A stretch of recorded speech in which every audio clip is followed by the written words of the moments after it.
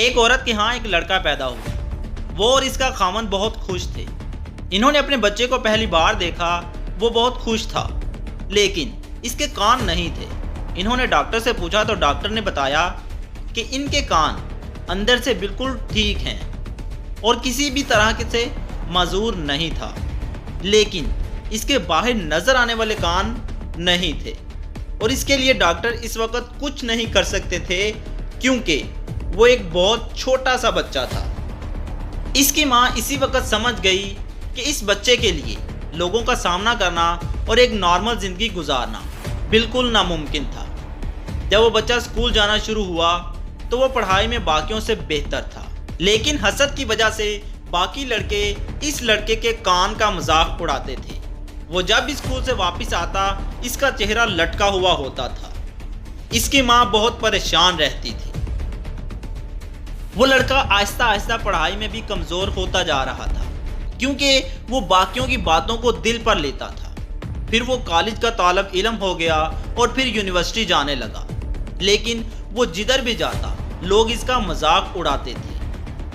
ایک دن اس کا باپ جا کر ڈاکٹر سے ملا اور بتایا کہ ان کا بیٹا احساس کمتری کا شکار ہو گیا ہے۔ کچھ ایسا نہیں ہے کہ اس کے کان ٹھیک کیے جا سکتے ہوں۔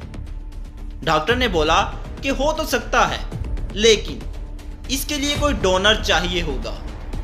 لڑکے کا باپ 2 سال ادھر ادھر مارکیٹنگ کرتا رہا اور لوگوں سے پوچھتا رہا۔ آخر ایک دن وہ اپنے بیٹے کے پاس گیا اور اس کو کہا چلو ہسپتال چلیں، آپ کے لیے ڈونر مل گیا ہے۔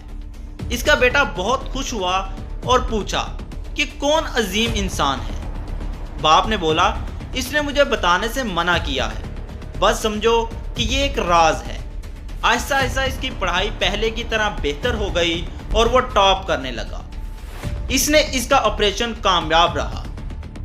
وہ دیکھنے میں بالکل نارمل بلکہ بہت وجیح نظر آنے لگ گیا۔ بہت اچھی زندگی کا آغاز کر لیا۔ پھر اس کی شادی ہو گئی اور اس کے بچے بھی ہو گئے۔ کبھی کبھی وہ اپنے ماں باپ سے پوچھتا کہ وہ کون ہے جو اس کا محسن ہے، جس نے اسے نارمل زندگی گزارنے کے قابل بنایا۔ وہ ٹال دیتے کہ جب وقت آئے گا تو بتا دیں گے، ابھی اس کو راز ہی رہنے دو۔ جس دن اس لڑکے کی ماں کا وفات ہوئی وہ اس کے لیے پہلے ہی بہت بھاری دن تھا۔ اس کے باپ نے تابوت کے سامنے اسے بلایا اور اس کی ماں کے بال ایک طرف کر کے اس کو دکھایا تو اس کی ماں کے کان نہیں تھے۔ اس نے اپنے بیٹے کو بتایا کہ اس کی سب سے بڑی محسن کون سی عظیم ہستی تھی۔ وہ لڑکا بہت رویا اور اس نے اپنے باپ سے پوچھا کہ کبھی کسی نے ماں کو تو عجیب نظروں سے نہیں دیکھا تھا کہ ان کے کان نہیں تھے۔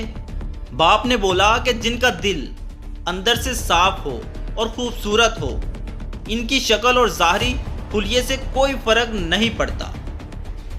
لڑکا اب سمجھا تھا کہ اس کی ماں اتنے عرصے سے بال ہمیشہ کھلے کیوں چھوڑتی تھی۔